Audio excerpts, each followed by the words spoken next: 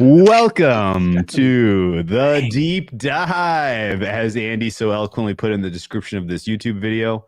Welcome to the Divies. Andy, this is super exciting. I cannot wait to get into these awards. It was fun to come up with the list. It was fun to solicit nominations. It was fun to then hand out 50 ballots to 50 trusted voters. They will remain anonymous. This is much like the NFL awards, where we have 50 voters, yes, and it is a secret. Although if once the award show is over, if you were a voter and you want to write a column talking about how your process, why you voted, defending your decisions, you're more than welcome to do so after the awards have been announced. But we wanted to keep this a surprise, so everyone was sworn to secrecy about their choices for these awards. And we didn't even send out the list of awards, so some of that, it will be a surprise. This is going to be a rollicking good time. Very fun show. It was an incredible season. The listeners, it's going to be a show with pomp and potentially circumstances. Possibly some consequences. And a couple things, because a big thing that happened while we were discussing the results of the voting, the champions of these awards, we came up with more awards. We had regrets about not making more notes during the year for certain awards. So we have made a point of next year we're going to take better notes. And we have 19 awards to hand out. We have 19 categories, but that doesn't mean those are going to be the same next year. If you think we're missing a category, if you have a better idea, by all means, I'd love to hear it. And throw it in the chat, throw it in the comments, hit us in the Discord, it's on Twitter, because this is there's no fucking rules. I mean, we can do whatever we want. The categories might be totally different next year. We don't fucking know. We can do whatever we want. So. All right. So with that general setup, thank you for joining us tonight. Andy, just real quick before we get into the awards, you got an over or under for how long this is going to be? You're going to keep this under 4 hours, probably? I'm going to go 1 hour, 26 minutes. Okay. I think that's pretty fair. All right. Some of them are pretty quick. Some of them you need a little more discussion. But yeah, we will let's fire away. Let's get into these awards.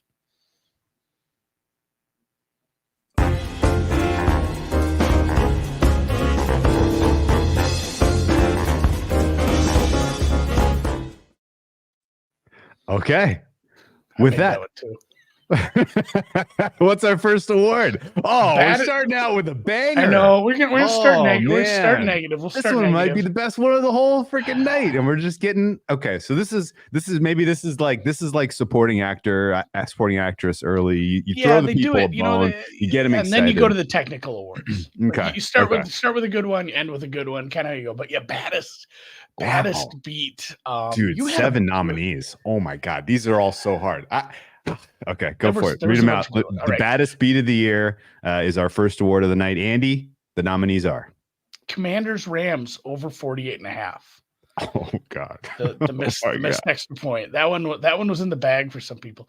Dallas plus 3.5 at Philly. Midway through the season, Drew.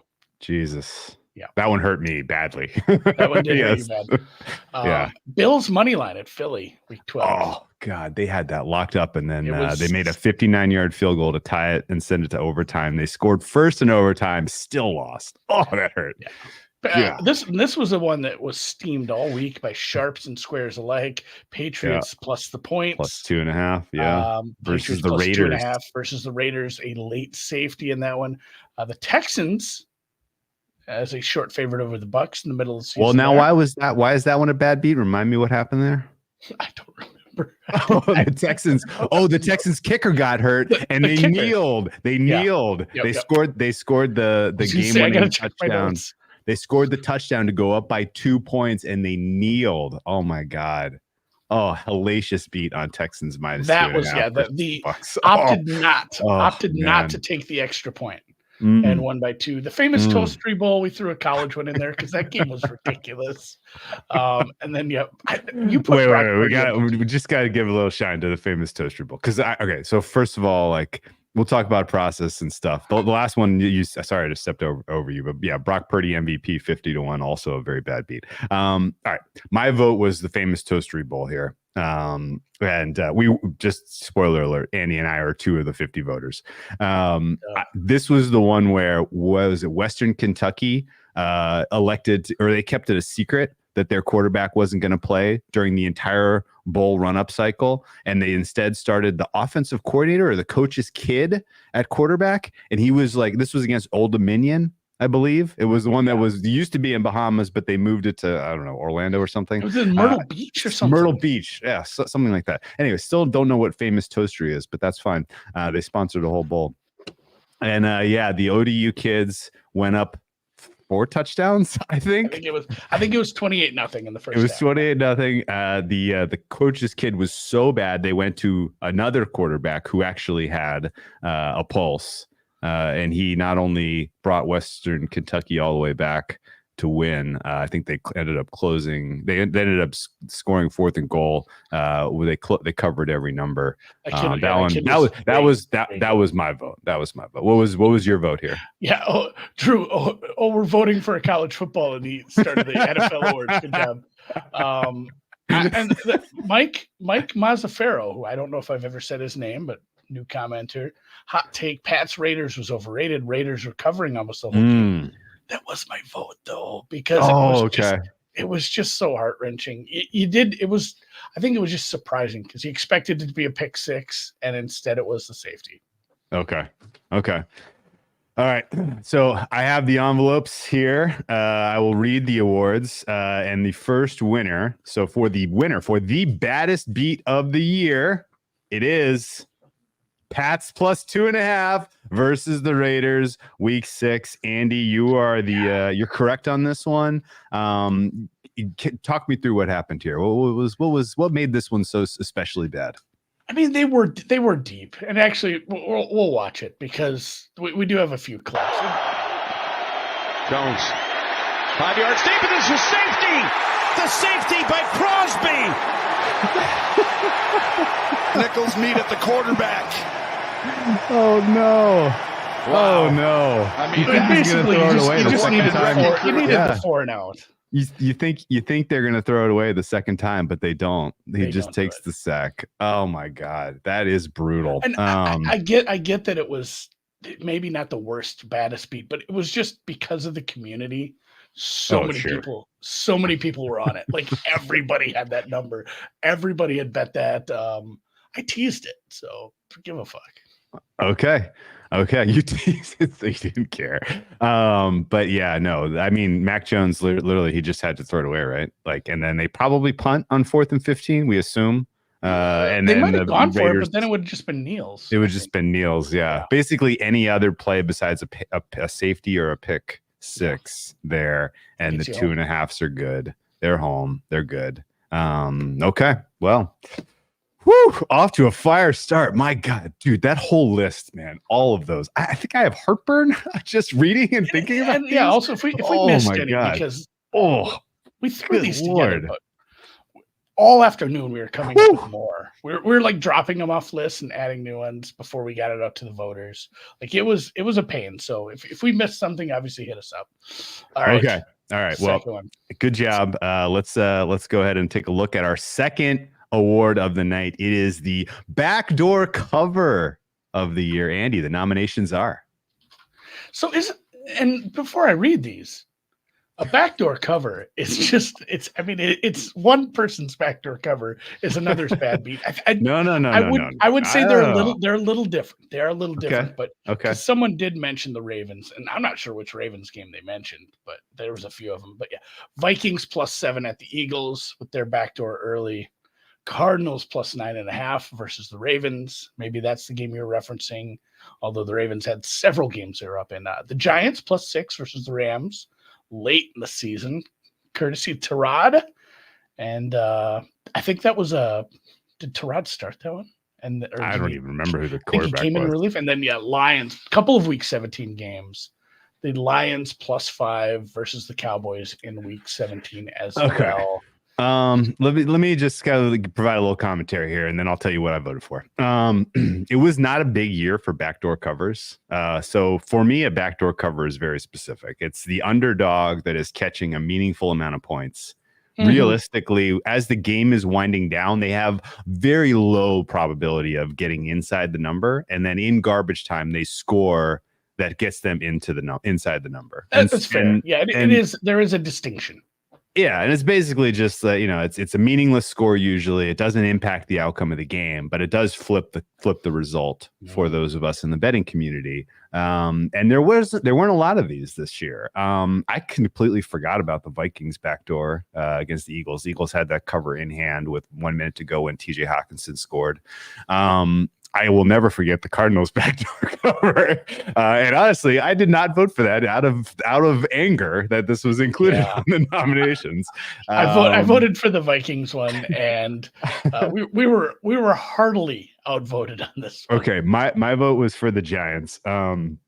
This cover against the Rams came at the behest of the slowest punt return touchdown of all time by Gunnar Olszewicz. The Giants had no business covering this game. The Rams were a substantially better team. And ultimately, that Gunnar punt return touchdown was the difference for the Giants backers in this one. You said you voted for Vikings? Yeah. Okay, let's get the envelope out. And the winner of the backdoor cover of the year is 48 votes, Andy, for Cardinals plus 9.5 versus the Ravens. Week 8. Do we have to relive this one? We're gonna relive this one a little. I clipped a little up because they were up by my god, two touchdowns plus here. We'll go to the video. Dobbs looks left, throws left. Brown snags it. Touchdown, Marquise Brown against his former team in the car. Don't get the 2-pointer though. Raider.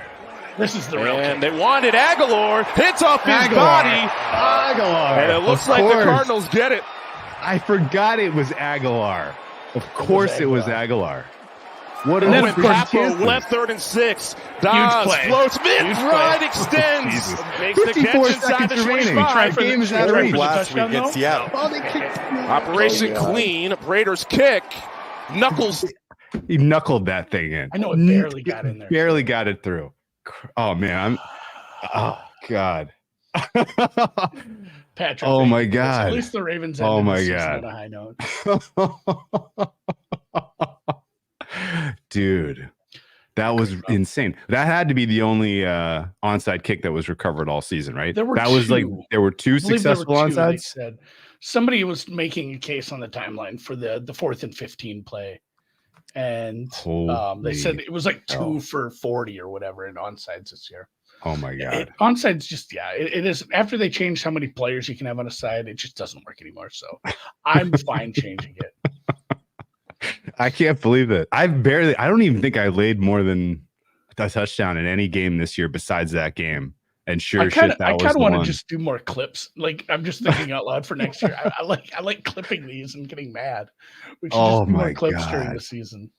Yeah, well, we're walking a thin line. I don't know if we do this over and over again. I don't know. If we get in trouble, we'll see. All right, let's keep this moving on. I can't even. I'm so excited to see what's next. Dying to know. Ooh, this one's a little niche. Just a little niche. The deep dive halftime stream of the year. Now we really did need to solicit suggestions for this one because, as you can imagine, I don't remember many of the deep dive halftime streams this year. But I do really appreciate this list. I liked all of these. Andy, please, the nominees are. The nominees are the Week 5 Bears versus Commies. I don't remember any of these. That was the one where I was in wine country and you made the case for the over, and it got there by the end of the third quarter. We had a grand old time. Yeah. Week 7 Monday night Niners Vikes, where Purdy got concussed and started throwing interceptions. A couple Niners on there. The Thanksgiving Niners Seahawks. I think I was traveling. That might have been Andy from his childhood bed. The old that sounds right. Yeah. Seahawks Cowboys 13. That one was just a damn good game. Yeah. All those points. Yeah. We just played the over. It was 1 million points in the first half. I think we played the over, and it was just toasted. Yeah. Thursday night, week 14, Pats Steelers. Oh man, the game hilarious. that got moved from Monday to Saturday. It was just a Saturday game, but it was a Monday Night Football crew. Yeah, it was flexed to the Saturday game. Lions, Cowboys, and a couple weeks ago, wild card, Finns versus Chiefs, where Tua couldn't be, a grown-up quarterback. It just looked like hot garbage, and I think we just rolled with it. Okay. Good nominees, man. Whew. Okay, let's see what the voters. This was gonna be a tough one because there's a lot of close calls here. Actually, who did you vote for? Out of curiosity. Just the only one I remember, the wild card one. Okay. My memory's so shit, bro. I voted for the week 5 Bears at Commies. That was a great one. Just because that was maybe my favorite weekend of the whole fall. That week 5 and being up in wine country, and then I didn't have a good read on that game at all, and you came through in absolute flying colors with that over. So with that. Let's look at the winner. The deep dive halftime stream of the year is Wild Card Saturday, Finns at Chiefs. This was a good one. Maybe a little recency bias in the voters there. You know what though? I would choose to believe, and why I think this was elected the winner. Well, number one, I was on the fringes of coherence. I was quite drunk. And I think actually just Chiefs in general as a second half under bet. This was the last time we got Chiefs second half under opportunity, and we nailed it on that one. Should have played that at the AFC Championship. Should have played that at the AFC Championship game second half, obviously. A little bit of regrets there. I think we brought it up. But the Andy Reid second half under was really something on that wild card one. Let's keep moving on, man. We got 3 down. How many do we got altogether? We have 19.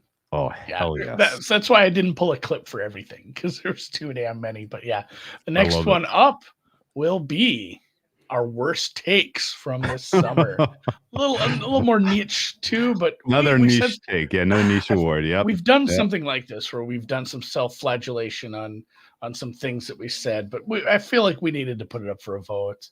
And the nominees here are Drew. This was more of a Drew one, although you did talk me into. You did. Rams. Did you have? I guess the voters, I guess, or the nominees. People, I guess, don't remember. I guess maybe you didn't have any bad offseason takes. I kind of was with you on the Jags. I was definitely with you on Desmond Ridder as well, I think. Rams might have a bottom 2 team in the NFL. Man, that was not correct. Desmond Ridder can manage the Atlanta offense to an NFC South title. Also not correct. I mean, the fact that it was close was more indicative of the other teams than anything Desmond Ridder did.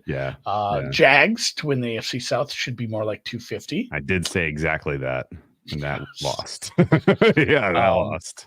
And then Sam Darnold, comeback player of the year. That was for sure a Drew take. But you got to get in the Wayback Machine on that one. And remember, whatever 6 months ago, we were really unsure if Brock Purdy was going to be playing at all. Yeah, it's true. Okay. Who did you vote? Where was your vote on this one? I mean, the Darnold one, because it's the funniest. Okay. Okay. I voted for Rams might have a bottom 2 team in the NFL, because I honestly was like, I need to find some ways to put my money where my mouth is on that. And I'm glad that there really were no ways to truly go there. But they were great. The Rams were amazing this year. The Rams might have been the second best team in the NFC when it's all said and done. Is that crazy? Yeah, they would have given the Niners a good game as well. Yeah, so that was my pick was Rams, but let's see what the voters had to say about this one. The winner is, of course, Sam Darnold, comeback player of the year. The Rams was a shitty take, but Darnold was just such an off the wall wrong one. I think maybe that's because the fucker didn't play, man. He played one game and he won, right? Oh no, he lost to the Rams. He lost to the Rams. The Rams were not a bottom 2 team. I'm not going to try to rewrite history or make a recast why I thought this was fun, but it was 50-1. It was 50-1. Like, I feel like I'm being a little unfairly persecuted here. We didn't know if Brock Purdy had surgery in March, guys. Surgery on his elbow, on his throwing arm in March. I don't think it was crazy that Darnold was going to be able to perform well enough with this offense to have sort of the Geno Smith type of comeback player of the year campaign. And honestly, if we really want to know why I thought DeMar Hamlin wasn't going to get it, is I didn't think the Bills had the stones to play him. Honestly, I was like I didn't think he was going to make the team. Get cut, yeah, I didn't think he was going to make the team, but once he made the team, they played him. So to be fair to you, you are not the only person to have a bad comeback player of the year take this year. You are among the men. You are the one. You're the first person to corner this market, Drew. I had the weakest portfolio in comeback player of the year market of anyone. Yes. Started out weekly at least. Okay. Well, that was good. Those last two were obviously very specific to our show and our listeners. So I hope you guys appreciated those. We're going to continue to stay in the kind of deep dive niche, zone, and we're going to look next at the best bet of the year. So it was a good year for us, I think. Overall, some nice easy ones. Yeah, we had some nice easy ones. There was some luck, obviously, as there always is in any football season, and we were on the right side of fortune. Better to be lucky than good, as they say.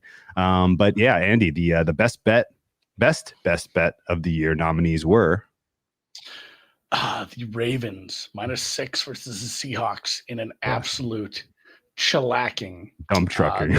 Yes. The dump trucking. The Bills just as a field goal favorite at home. Amazing. Over, a Finns team that was kind of they were in vogue coming off of 70-20. They were coming off of 70-20. Not a lot of teams do well after a 70-point win. The Jets +3 versus the Texans late in the season there, getting the points was that a weather game too? It was a weather game, and they had a bunch kind of at the top too. of the Texans. Yeah, we're at the top of the Texans market with the injuries. Yeah. And then, of course, Drew's this is one of the ones you really pounded the table for. The Packers getting points against the Cowboys in the playoffs, betting against McCarthy, against the McCarthy, I guess, whatever revenge spot. Not that that's really a thing, guys, although I've already started looking at revenge spots for 2024. So, yeah, I guess I was partial to the Ravens one because I bet the Ravens so much.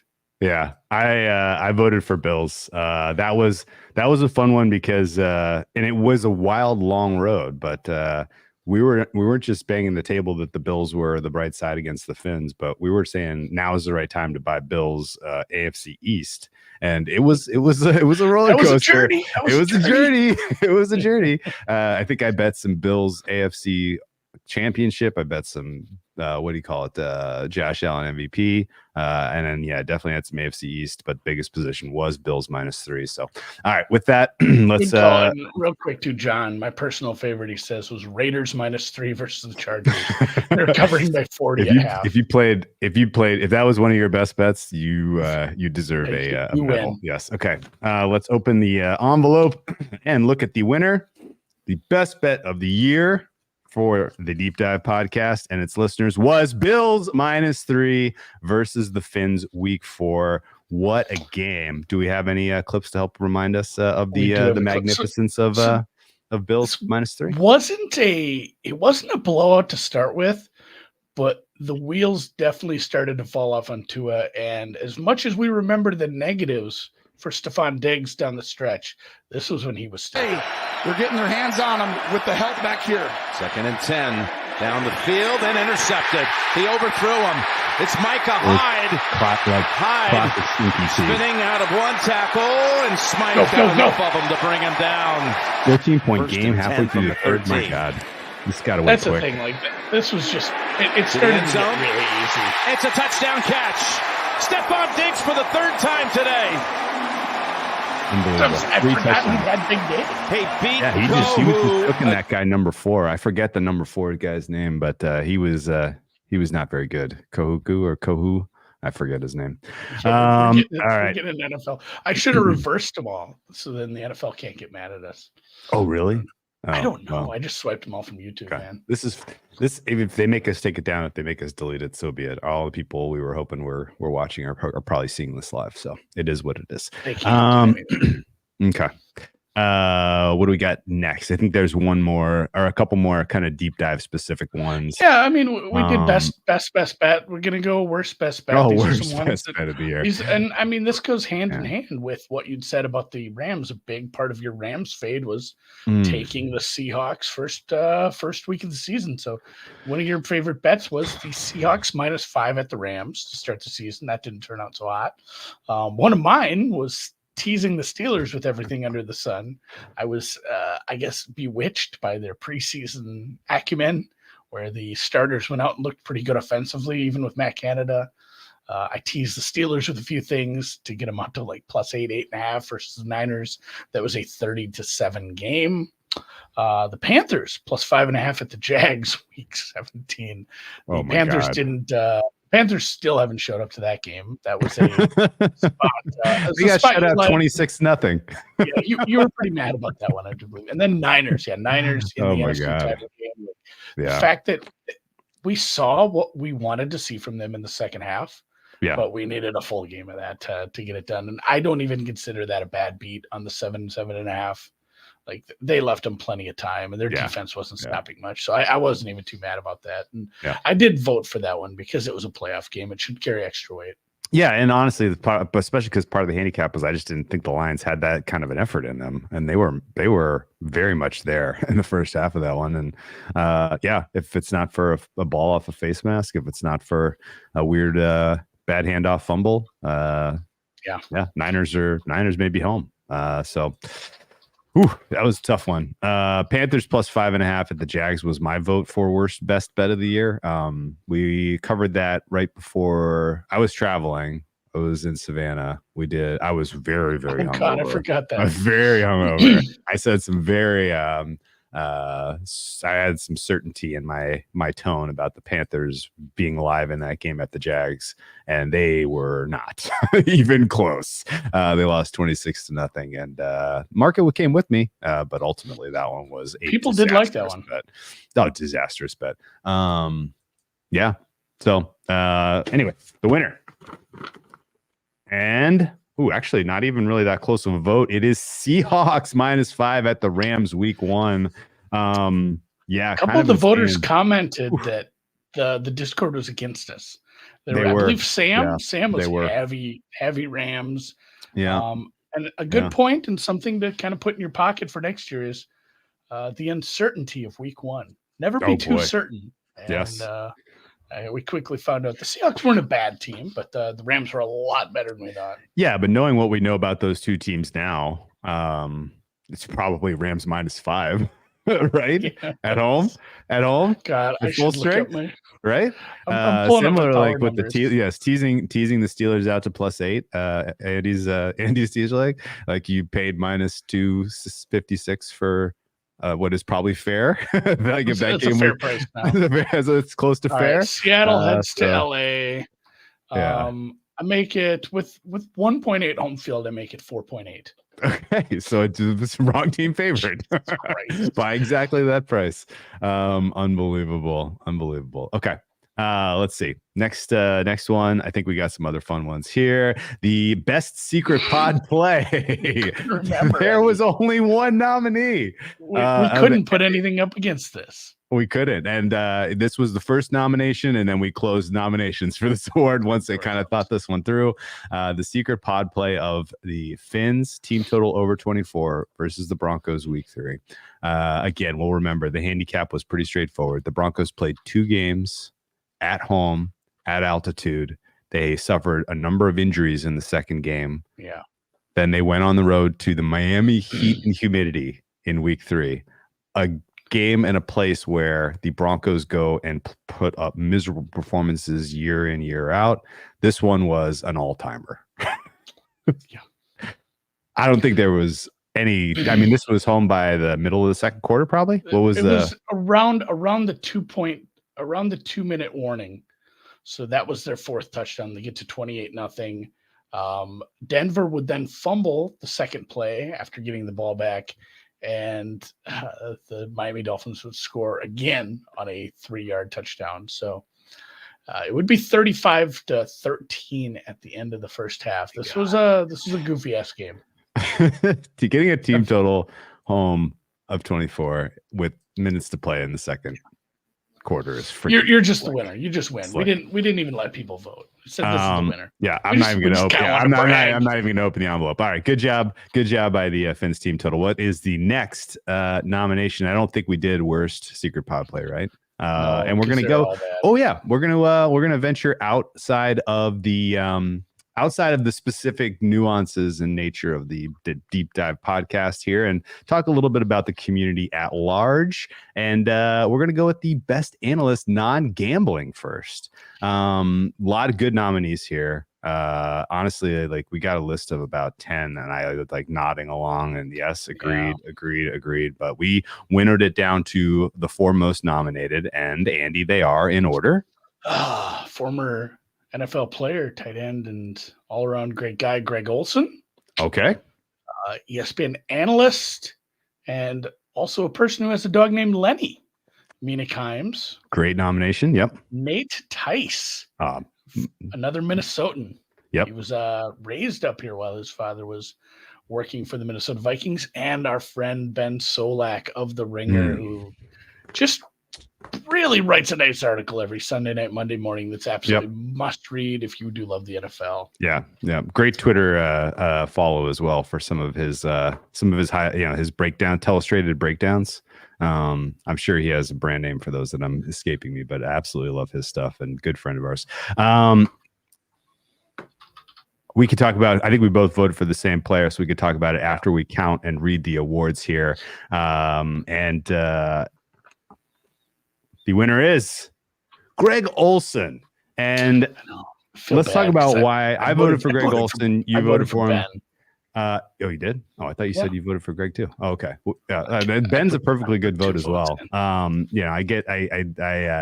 have a tough time really kind of singling somebody out because there was so much great work done by these general folks over the course of the season. But the Greg Olsen kind of elevating the color commentary for the super high profile games. And honestly, he was on like a bunch of really important good games and he crushed it every single time, which begs the question of what to expect for him in the future as kind of the number one analyst on the Fox broadcast. Because, well, I mean, those are the reports, but like, do we think Brady's really gonna it's one thing to come in? I think it's been in the works for a while, and I think that deal is signed, and there's a lot of money involved, and I don't know that they can back out of this at this juncture. I think it's going to be Tom Brady stealing a spot. I'm not sure if they move him to,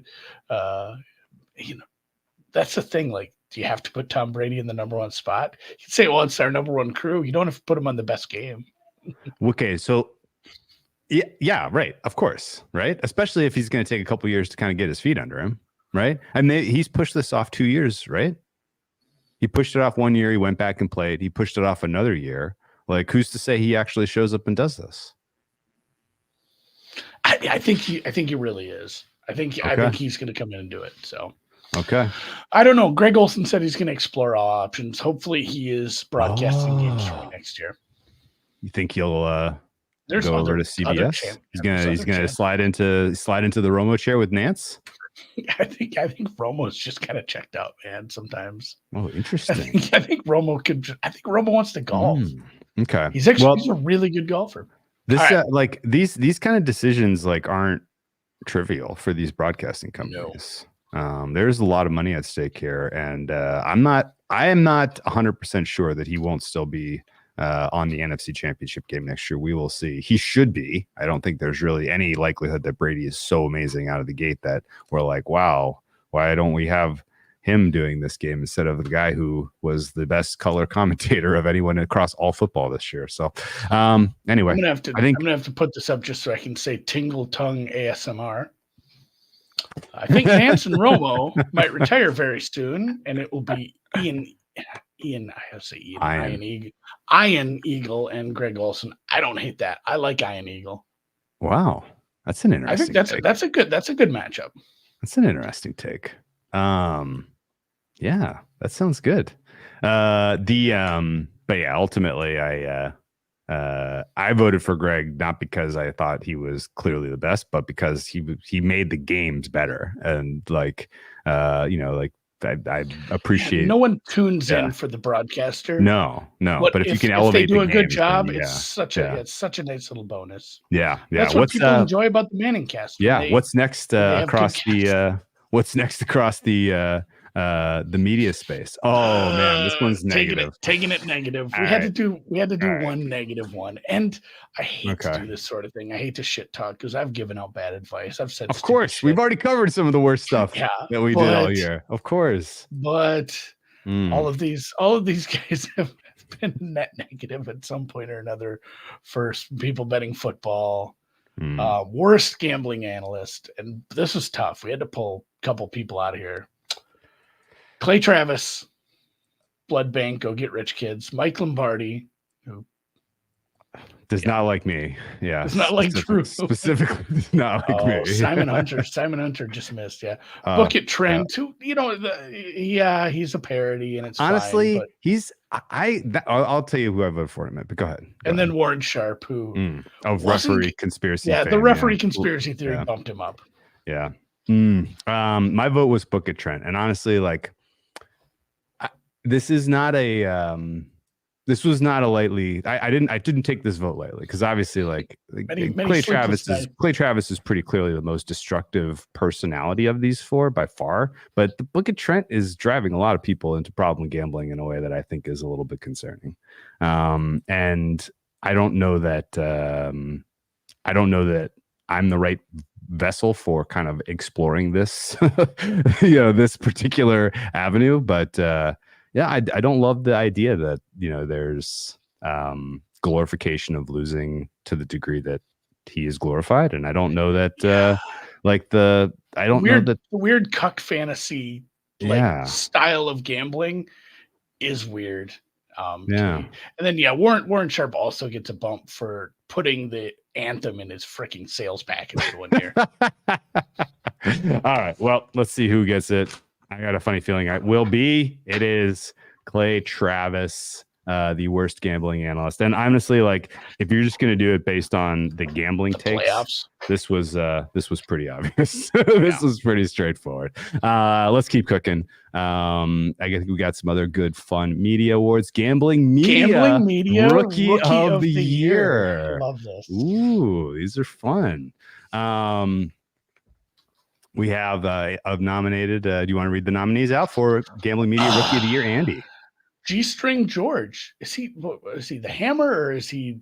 There's two companies over Forward there. Progress. It's like Hammer. Yeah, I always mix up Hammer and Betstamp because of Pizzola, but Hammer guy George Riley Paganakis of just being a general weirdo. His Twitter runs the spectrum of food up to gambling and all sorts of things. And GRP is having a hell of a rookie year. Anthony DeBundo, my favorite Italian guy for sure. Young. He reminds me of an actor and I can't think of it. He has bit parts in a few. It'll come to me later. Sharp Clark's hat. Ooh, great looking hat. Love big hat guy. Well, and to be fair, he only wears the hat if he's had a winning week. That's a thing. Is that right? That's true. Like that. It's a reward for himself. It's a nice way to self-reward yourself. And Love then it. Barry Horse's voice messages. Which you put that in there, and then I voted for it too because, I like him. All right, let's look at the winner. It is Gambling Media Rookie of the Year, Barry Horse's voice messages. Yes. It's because I couldn't pick between the other four. They all did great. Yeah, they really were. There's a lot of great choices. And I couldn't give George a fucking award. Not George, not GRP. No, I couldn't give GRP. No, I couldn't either. Yeah. G Stack George was definitely a good addition. I liked his work for the Forward Progress. DeBundo, great choice. Sharp Clark's hat, obviously good. But Barry Horse's voice messages made me the most money this year by margin. So that was why I put more. These made me money. Yes. Every waking up on Saturday and figuring out which players are entered. Obviously. All right, let's keep going through the media section portion of this one. I'm sure there's some other fun stuff here. least enjoyable narrative of the year. Toughest award for you to choose when you voted, when you filled out your ballot? Is this the toughest one? This was tough. This was tough because the way the internet works, the way that the news cycle treats things now, the way negative things are amplified, all of these become so big, so quick, and overbearing. And my God, it's something. So yeah, the nominees for least enjoyable narrative. Okay. Purdy might be a bad quarterback. Purdy is a system quarterback. Purdy is a not good without Shannon. Purdy discourse, just generally. Pick your flavor there. Yeah. Rodgers might come back. Rodgers said he's coming back on McAfee. Oh my God. How can you give Hamlin comeback player of the year when he barely plays? The folks are just like couldn't believe that he was even. I mean, there was takes like, I can't believe he's in the discussion. He doesn't play. Okay. Football guys versus the analytics, just the general misunderstanding where there'd be takes around, oh, how can analytics know if it's raining or not?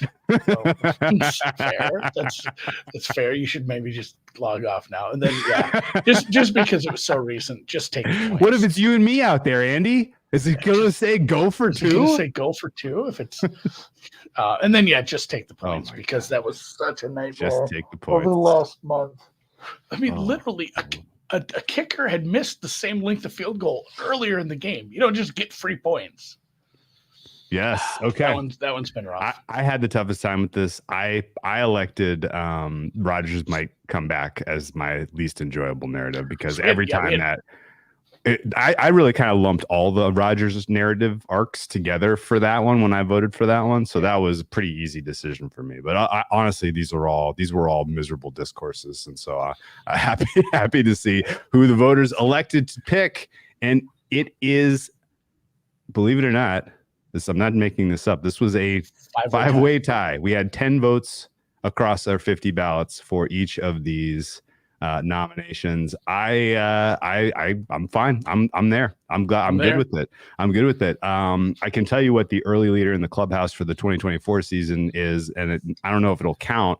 But this Taylor Swift psyops thing that's going around right now is kind of making me mad. I don't want the Super Bowl to be derailed by weird conservative psyops Taylor Swift garbage. Like stop this. I had to look up stop. PSYOPs being a thing, like PSYOPs being a word that people are throwing around now is something.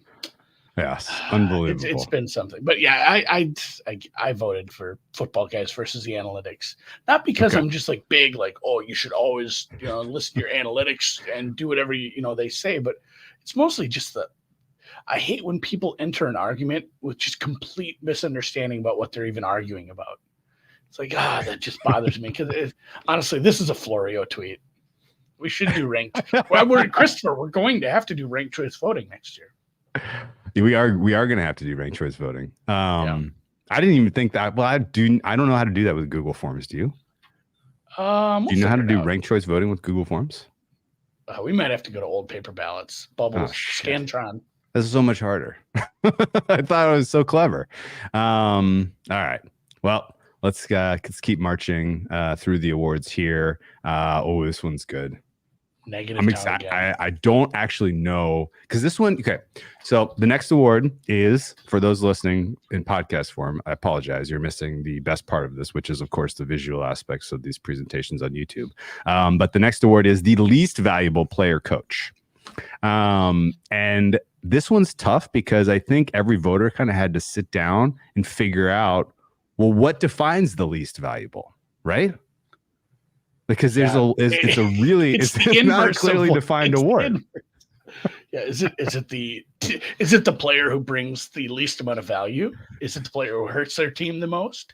Exactly. Is it the quarterback on the team with the worst record? Is it a player who, if you took them off the team and put a replacement player in, the team would be better for it? That like the most improved for it, right? Like honestly, are you the biggest locker room cancer? That's right. Are you the biggest? Yes, right. Is paying you hurting your ability to field a competitive team or a championship team for that matter? So who are the nominees, Andy, for the least valuable player coach for the 2023 campaign? The nominees are itty bitty little Bryce Young. Ooh. Our week 1 flag bearer, Aaron Rodgers. 4 plays? Did you get 4 plays out of Aaron Rodgers? Sex pest Deshaun Watson. Oh my God, DeLuca Jones, good call. Where is Kadarius Toney? Where Kadarius Toney was very impactful in a couple of plays. Basically lost the game. Brandon Staley. Yeah, well, and then just the Patriots in general, like everybody involved with that dumpster fire. Oh boy.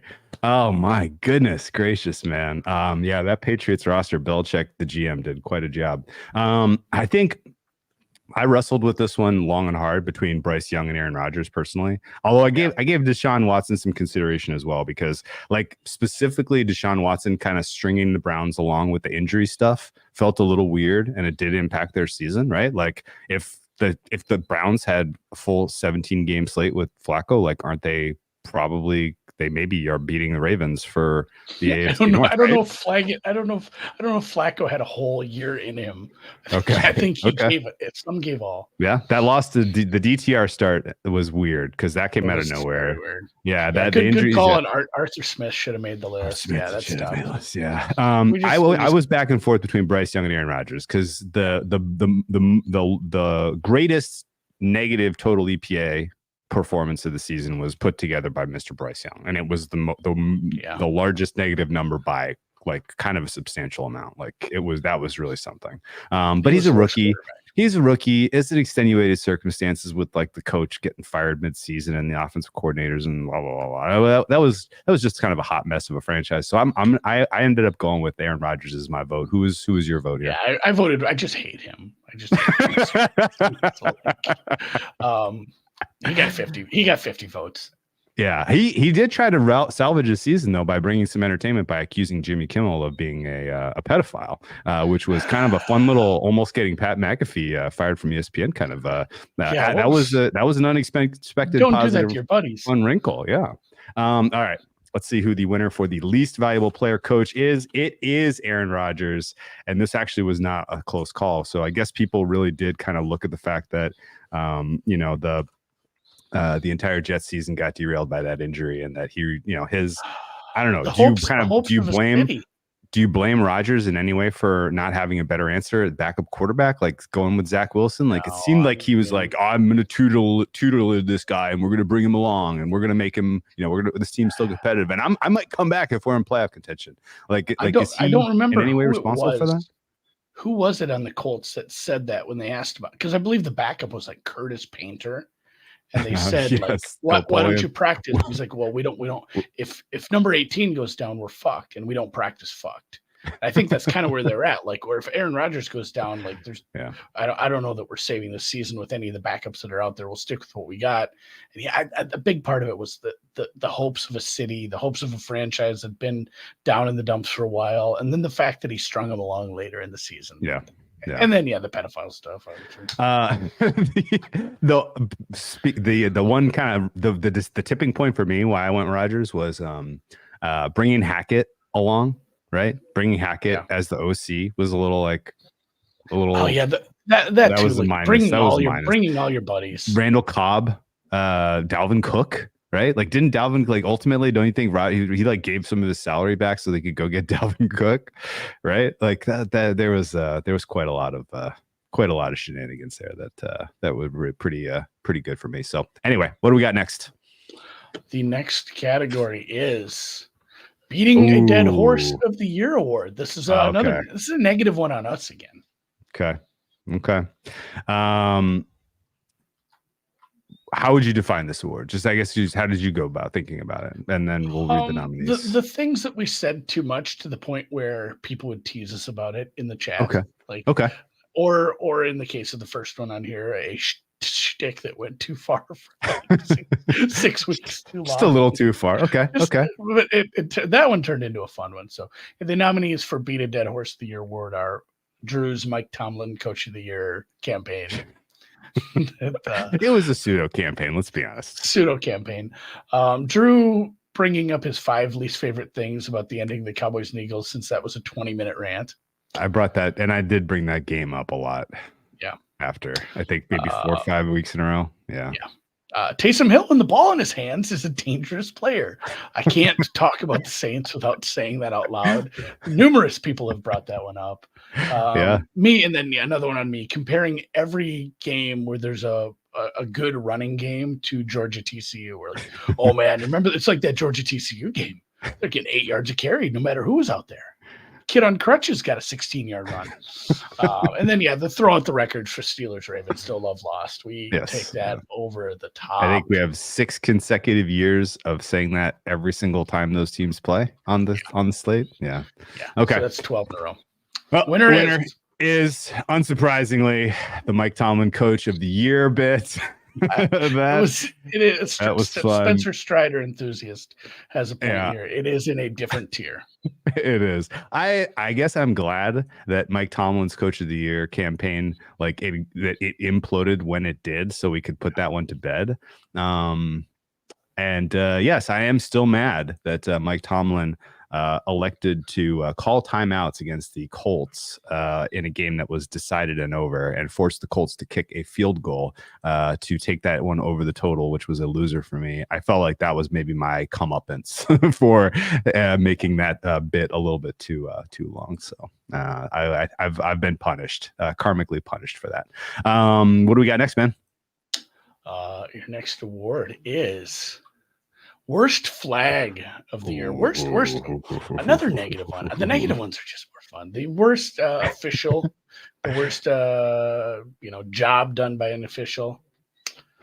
Andy, are you drinking AG1 mixed with iced tea and bourbon? Now this is water that I put some of this Mio in, the energy stuff, and then I got down to the bottom and I filled it with more water, so now it's just kind of pink. Although I did have an AG1 earlier. I like that stuff. It tastes good. Athletic Greens? Is that AG1? Yes. It's not bad. This podcast was not sponsored by AG. It's brought to you by AG1. If they're interested in having us, if they're interested in having some sponsorships, by all means, reach out. All right. Worst flags of the year. Your nominees are the Lions at Cowboys. Yes, the tripping, not the one you're thinking of, though. The penalty on Peyton Hendershot, the tripping. The tripping penalty that was not a tripping penalty. It was a trip, but it was on the Lions. It was what's his name? Aiden Hutchinson. Tripped Hendershot, and Hendershot got called for 15 yards. Not great. Man. This is one that was maybe not near and dear to my heart, but the funniest one to me. Kenny Pickett sneaking a 4th and 1, leading against the Rams, needing it to end the game essentially, not coming particularly close, getting a really nice spot. It being on the other side of the 2-minute warning, so the booth couldn't automatically review it, and Sean McVay being out of timeout, so he could not challenge the spot, essentially losing the game because he had wasted timeouts. Unbelievable.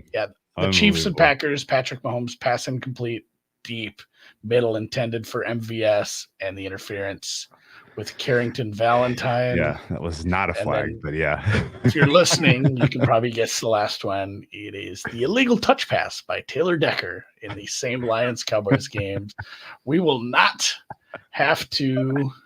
No drum roll. Obviously, this was my vote. It is the winner. Lions at Cowboys. Penalty on Taylor Decker, 5 yards accepted. Goddamn. Brad Allen and his crew were absolutely hellaciously poor on that Saturday night, and it cost them a playoff assignment. They were obviously not included among the playoff assignments. Couple of the funnest wrinkles of this, in no particular order, Man Campbell deciding to go for it from the 7-yard line to go for 2 for the win. He had already decided, we're going for it. You get Micah Parsons offsides on that play. So then it was 4th and 3, I guess, or it was basically 2-point conversion attempt from the 3. They don't get it. They lose the game by 1. Ultimately didn't matter because they hosted in the second round anyway. But still hilarious that decided the 2 versus 3 seeding. Did that decide the NFC East for the Cowboys? The Cowboys would not have won the NFC East unless they won that game, right?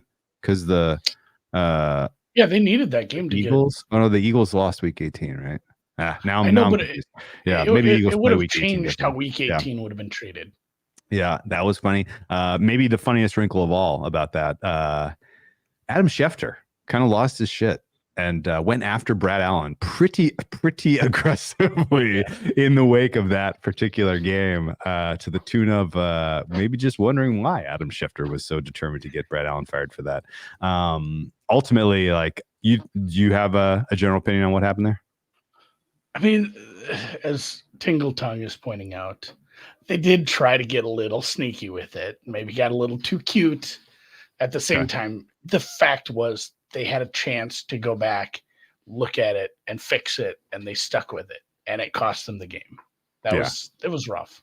Yeah, we learned in the aftermath that they specifically talked to Brad Allen about it before the game too, that was going to happen. Yeah, I mean, you think what happened was they just wrote down the wrong number, right? Like they thought the wrong guy checked in, and then it was communication on the part of the ref.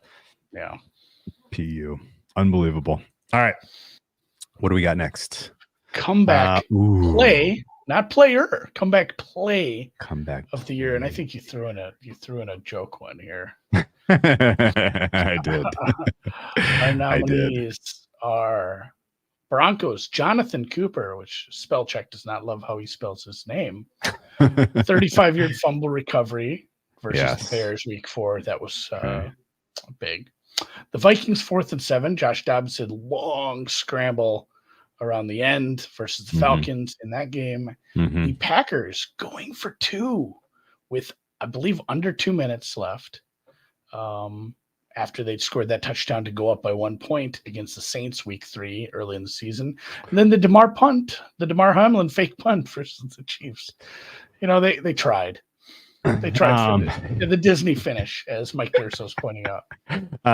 Okay, so let's talk about how these got nominated, because this was tough. This was a difficult one. Yeah, this was suggested as a category, and I was like, man, dude, it's really tough to single out plays, and I just kind of searched, and I was like, well, what were the biggest comebacks? The Broncos' 21-point comeback against the Bears was, believe it or not, the biggest comeback of any team this year, which seems crazy because we had so many more ridiculous comebacks last year, mostly by the Vikings. And honestly, that 35-yard fumble touchdown that the Broncos got was kind of the deciding play on that game. That's how that ended up here. I voted for the 4th and 7 Dobbs scramble, because that was just like jump up out of your chair electric to see him do that on 4th and 7 to extend that drive and to get that win against the Falcons was unreal. Packers, Samori Toure. So my understanding again of the Packers going for that 2-point conversion, and I think why it was included here, they were down 8. They scored. Yeah. They had just scored a touchdown with a 14-point deficit. It was an 8-point deficit, and they went for 2 correctly, analytically correctly. They went for 2 to make it a 6-point game. On the ensuing possession, they scored the game-winning touchdown to Dobbs. And so basically, that was included because it was kind of the correct application of the go for 2, which we've only seen about 4 or 5 times all year. Yeah, we didn't see it a ton this year, and we didn't have many games where it was like that was the deciding decision. And that was one of them. And obviously, the Damar fake punt versus the Chiefs was a fake. Didn't get a lot of votes. Fake nomination. Yes, no. All right, the comeback play of the year. Ooh, interesting. It is the Packers' Samori Toure 2-point conversion. Yes, I think we're turning a corner here in people understanding how, because is it even analytics really, or is it more just logic? I mean, it's like suggests math. Like, well, that's just probabilities. Like, again, especially any time where you're an underdog, like you really need to be leaning into these things. Yeah, I think so too. And yeah, as Vodzilla points out, the Saints opened +1.5 and closed -1.5. So that 2-point was wildly important. Buddy. It was the other way. The Packers got steam there, but I mean, you had the right numbers. Yes. All right. We got to be getting close. I think we've given it out about 16 awards, right? We're getting there.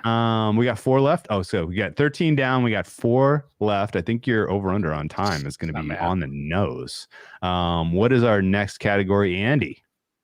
least valuable play. This was my favorite of this. The, so of this the is ballot. tough This because we're just favorite. shitting. This is basically an extension of least valuable player because this was least valuable play. All right, least valuable player of the year nominees: Zappy in the comeback mode, the fake spike, and then throws it at like 6 defenders who are all standing around. This was against the Colts in Germany. Yep. Yeah, the Colts standalone game. We're all waiting for football to start. We're all watching the end of this miserable Colts Patriots game.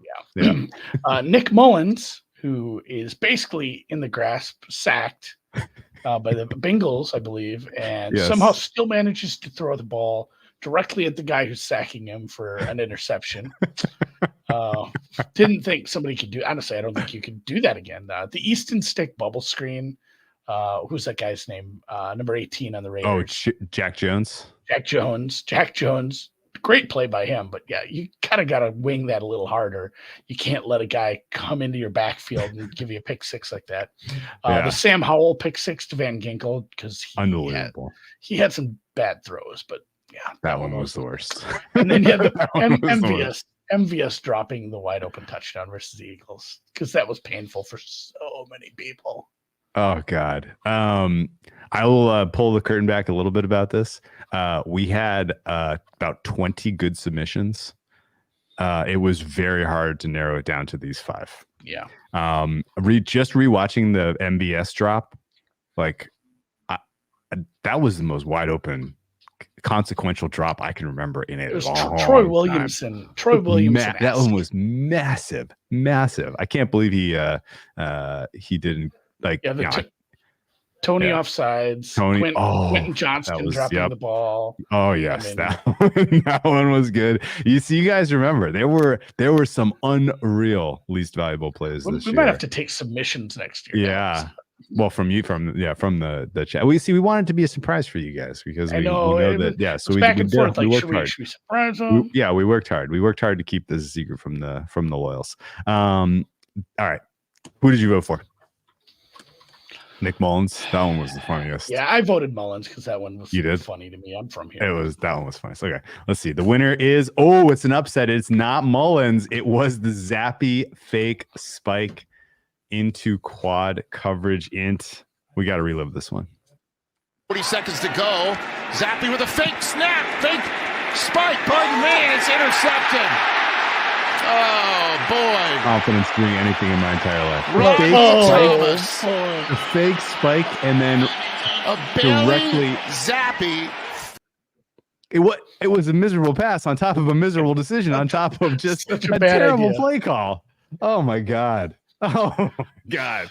That one was something. So many Colts there.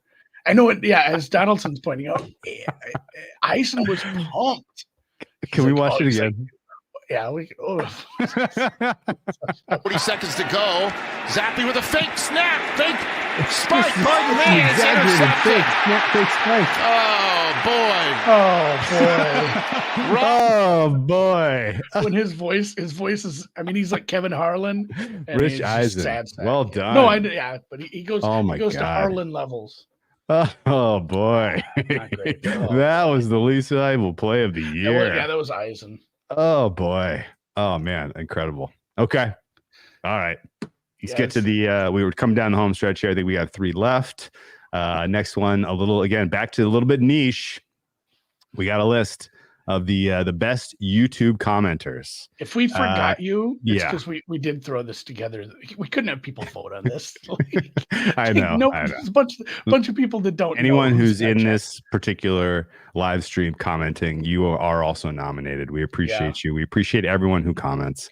Ultimately, we do this show for the interaction we get with you guys and to be entertaining. So, we appreciate that you guys are there to give us a little bit of live feedback and add additional stuff like other amazing least valuable plays of the year. So we appreciate you guys. But the winner for this one, it goes to, unsurprisingly, producer Dan.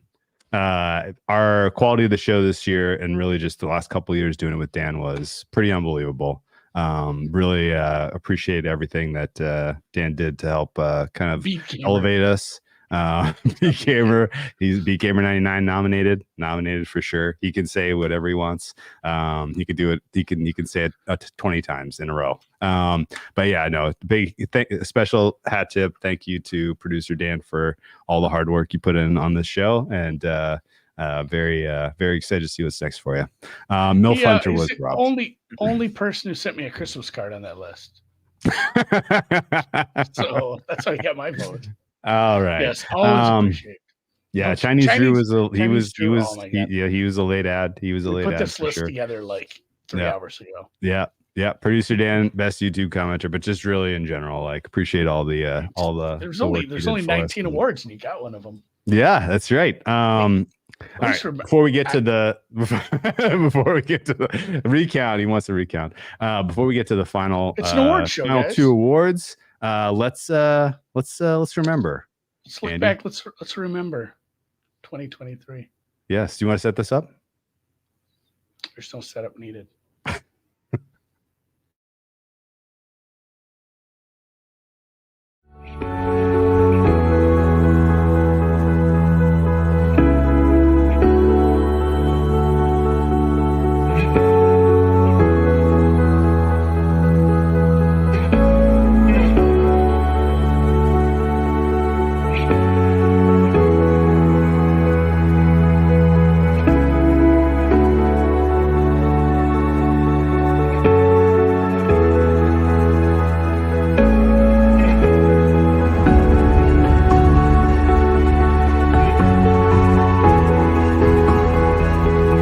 Couldn't risk the ceramic profit. That would have cost us.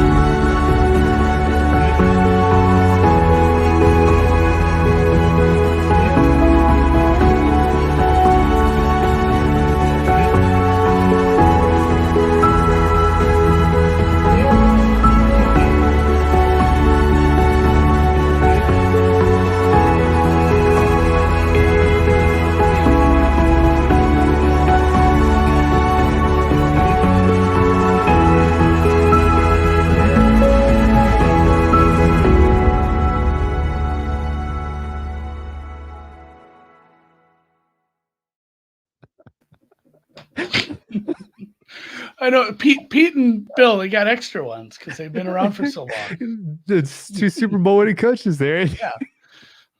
The Carroll pictures in a Viking. My god, dude. That was quite good. You did I love how you did them as young men, and then at the end of their careers, just incredible. Yeah, a couple of them were actually sad. I wonder if we I wonder if we do get Bill again at some point. I think we lost some legends this year, man. Fuck, one of them got hired today. They're all going to get I think there was like 4 Coach of the Year winners in there. Vrabel had one. Vrabel's won it. Belichick had one, right? At least one. Oh, yeah, Ron Rivera had 2. Oh my God. We don't get to kick around Joe Barry anymore. Pete Carmichael Jr. spends 14 years as the offensive coordinator? Nobody knows. No one can pick. I don't think that picture. No, he might not exist. He might have been he might have been like a payroll scam. Well, we will do. I think this is what we'll do next. One of the next shows, guys, we'll definitely get into the new hires stuff. Oh yeah, and so if you listen to this as a podcast, there was just a 2-minute video of in memoriam for all the coaches that got fired. Sorry, I should have done something for the poor people that listen to podcasts for them. Oh, you just gotta post it on. You could post. There's nothing proprietary in there. You can post that on the Deep Dive account, right? Yeah, we'll post. Oh man. If you're listening to this in podcast format and you're like, what in the hell just happened? Just go to the Deep Dive. Just go to the Deep Dive account and check out the in memoriam for the coaches. Fired but soon rehired. Is that what it said? Or gone but soon rehired? Gone but soon rehired. Gone but soon rehired. They'll be back, guys. Unbelievable. Oh my God. Well, 2 more awards. That was pretty excellent. The big ones. It's the end of the night. Billy Crystal's running out of jokes. We Oh only got my the big God. ones. All right, let's go with the last two here. Big one. The rewatch game of the year, just from a flat out entertaining standpoint. There were some good ones. It was a tough year, I think, for this category.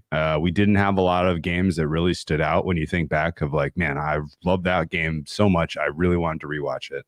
But there were a couple that I thought were pretty special. Andy, the nominees are. The nominees for rewatch game of the year: Ravens Niners.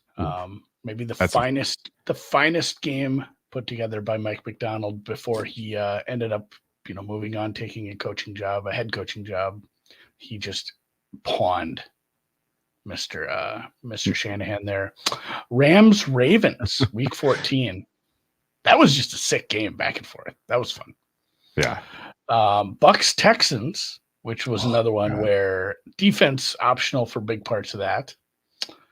Seahawks Cowboys week 13. The Seahawks were a bit of a mystery to me as the season. That one was good because we just good because we didn't have a lot of good primetime games this year, man. But Seahawks Cowboys kind of snapped us out of it. Yeah. I don't think it was expected to be a very good game either. Yeah, right. Super fun because it was Cowboys probably by a touchdown in that one. Yeah. Linos Chargers week 10. That one obviously just incredible too. So many fourth down conversions, 2-point. Everything was good about that one. Yeah. All right. So my vote was Bucks Texans. The reasons were pretty straightforward. I think you can tell the 2023 season, like two of the most important or interesting storylines were Baker Mayfield revitalization with Dave Canales and that Bucks team, and CJ Stroud arriving in such emphatic fashion. And honestly, that week 9 game was his real "I'm here" moment. They came back from the dead. You had the crazy ending where the kicker gets hurt. They kneel it instead of kicking the extra point. Like there was gambling implications involved. Flew over the total. Just an incredible drama. That was also one where the end of the game was just back and forth. Like no idea who was going to win as you were super deep late into that one. So yeah, my pick was Bucks Texans. Which was your vote? Yeah, same. Not only because of the game. All these games are good, but that one because of the gambling ramifications, where the Texans were 2.5-point favorites, up by 2 after the score. Yeah. Opted to not kick the extra point because they didn't have a kicker.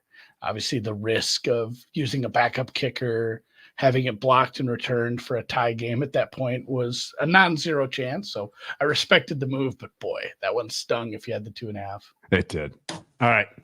Andy, the winner for the rewatch game of the year is Bucks at Texans. God damn, that was a good game. Whew. It was. I'm very much looking forward to hopefully the right? encore for both of those teams this year. Oh yeah, absolutely. If as long as Texans and Bucks stay relevant and good, like the league is better off for it. So, I hope they can wish them continued success in the year. Andy, this takes us to our final award of the night. Oh, we forgot to. I pulled a clip of this for some reason. Did we not do this award? Did we not this game? But we blew by one. Oh no, it is for the last one. Never mind. I was going to say I have one more clip. It is for the final. All okay. Right. The shower fart game of the year. Oh my goodness. He said solemnly. Oh boy. Oh boy, right. That's right. It was a tough year for the rewatch game of the year. It was a banner year for the shower fart game of the year. There were way too many to choose from. And even winnowing it down to 5 was impossible, which is why the final nomination is a little bit vague. But Andy, take it away. Who were the nominees for the shower fart game of the year? You had no Falcons games on the list, fraud alert. Oh God, yeah. It was tough. This was tough. Shower fart game of the year nominees are the Vikings versus the Raiders, the lowest scoring indoor game of all time. The Jets versus the Giants. Oh my God. Zach Wilson v. Tommy DeVito. Yeah, this was a rough hang. I believe if you go look at this box score, DeVito had 2 passes for 7 attempts for 2 completions for -1 yard. No, he didn't. Yeah, That's incredible. The leader was Tyrod Taylor, 4 completions for 8 yards on that side. Yeah, the Giants. So those are your 2 quarterbacks. They combined to go 6 for 14 for 7 yards, and you took a team to overtime in that game. Like that, I guess. Amazing. Yeah, you took a team to overtime because you had basically an entire drive that was running. You ran the ball for 1 drive and scored there. Oh yeah, Cardinals and Browns. The Cardinals. Oh my were God. lively at times. We were starting to believe a little bit in Gannon. Yeah. And they went and played against the Browns and put up like 1.1 yards per play. People were like excited about Watson was bad in this game too. Like Watson wasn't good. This whole game stunk. Panthers at Bucks. Remember that. Not only were the Panthers bad, they were unlucky. They had the fumble through the end zone. They probably should have gotten it close. They probably should have covered.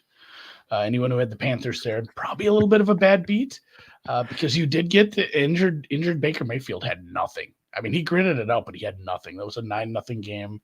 And then, yeah, we could not pick a Patriots game. There were so many. Like, oh, there was a 6-0. Oh, I hadn't thought of that one. Oh, there was the one where they didn't score. Oh, which one? Like, there were so many Patriots games. Like, they need like some sort of lifetime achievement award for this season because that offense you're not going to see an offense like that too often. Oh my gosh, they were incredibly bad. Oh man. Whew. I think the lowest yards gained in a game was Patriots Jets the final week of the season. Belichick's last ever game as a coach managed 119 yards on offense. Unbelievable. Yeah, the Saints shutout. The Cowboys beat down. God damn, the Patriots had so many absolute unwatchable, terrible dog shit games. I know, and the Patriots had wins. The Patriots beat the Jets. They did. Yes, that's the thing. Like, they did. The Patriots were so unbelievably bad, and yet the wins down the stretch at the Steelers, at the Broncos, 2 primetime wins, and those wins take you out of contention for Caleb Williams. Patriots plus amazing. 3 not covering when they held to the Chargers to 6. Yeah, the 6-0 game. The Brees Hall got Patriots plus 5.5 in that one. A lot of people had no touchdowns scored in the Patriots Jets game, and Brees Hall got them there. Yeah. Oh gosh. All right. The winner for the coveted shower fart game of the year, Andy. Drum roll, please. I could have uploaded that sound, I guess. It is Cardinals versus Browns. It was hard. This was very difficult, but this was very automatic first down. They push him out to the 40-yard line. My goodness! Pass, and it's intercepted. Denzel Ward, the All-Pro corner. Can't even tell. Oh my! I mean, God. It was early in the game, and it just kept getting worse. Like Clayton Tune. Yes. Clayton Tune had the single worst performance I can remember. You mentioned it. I voted for this one because the Cardinals managed 1.1 yards per play in this game. That is bottom 20 all time going back to the 60s. This was just one of the worst performances by a team. And honestly, like, yeah, I don't know what the Cardinals were thinking. They threw Clayton Tune at the best defense that was peaking on the road. That was, I think, setting it up a little too. We really, really didn't believe that this was going to be the situation we were in because they'd had Dobbs. They were going to get Murray back soon. We said, well, it doesn't make a lot of sense to bring Murray back and throw him up against a really good defense on the road, does it? But then they traded Dobbs or benched him or whatever. Wasn't he? I think he was still on the team. They just went with Tune for this game. They were like fielding offers. Yeah, they traded him after this game. But yeah, no. Let's recast why this got my vote. There wasn't even anything entertaining about it, right? Like the Browns were miserable offensively to start the game. Watson was awful. They finally got 3 points in the second quarter, and I remember sitting there and being like, that's probably enough. That probably gets them there. That's probably good. because I don't think the Cardinals are scoring today. The Cardinals went on to have 3 turnovers, 2 picks and a fumble, all by Clayton Tune.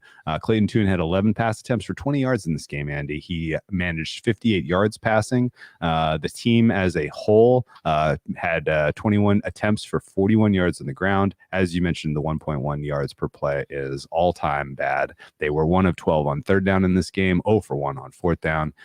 Everything about this was completely lopsided, and it wasn't even entertaining because it's not even like you could laugh at how inept the Cardinals were offensively. It was just kind of sad.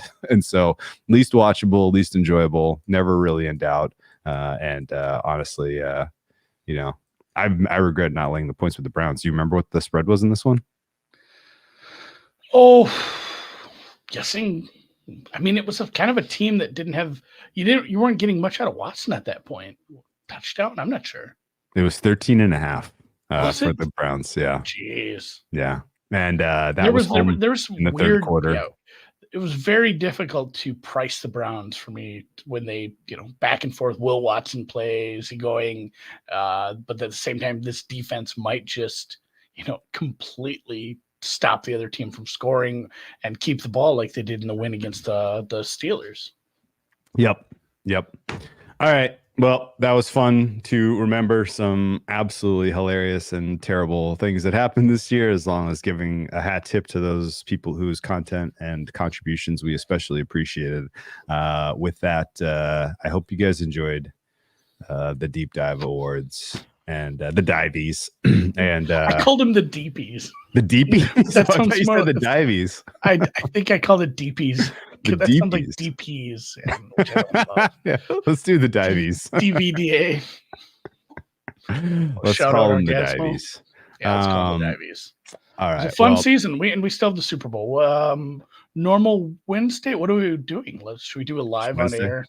Normal Wednesday show, I think. Normal Wednesday show. Normal time. Wednesday. We'll talk a little more about some of the props. If you guys have props that you want to talk about on the air, hit us up again. Discord, YouTube, Twitter. DM us. Be like, hey, this is an interesting one. I think it merits some fun discussion. Like, bring us some props. We'll pick out 4 or 5 and kind of break them down on there, because there's only so much you can do. Yes, the Kansas City will be able to run the ball, and yes, the 49ers have an efficient offense. It's against a tough defense. Like, it's the same shit we've been saying with these two teams for quite a while now. So I would love to. And yes, on Thursday, the Discord has just thrown together like kids at camp have thrown together their own talent show. The lead into the actual awards show. It's going to lead into the NFL awards. The timing is going to lead in, to the actual NFL honors. That'll be fun. If you're in the Discord, it's just going to be on stage. Like, people are going to be able to grab the mic, talk about props they like, and a bunch of people, I think, have signed up for that. I'm going to do it. Drew's going to do it. Absolutely. I think we might have mystery guests as well. But yeah, I like this because I'm not doing anything. I'm not producing anything. Someone else is handling it. So that's a ton of fun. Next Thursday. It is the only prop show that matters, guys. That's right. If you're not in the Discord, I'll have a link in the description here for you. Very good. All right. With that, Andy, well done. Appreciate all your efforts getting the graphics and the videos done, especially the in memoriam. I'm chaperoning. Damn it. I'm still like trying to keep it together over that in memoriam. Really well done. Well done. I'm gonna play the Elegant Awards ceremony outro on our way. Again.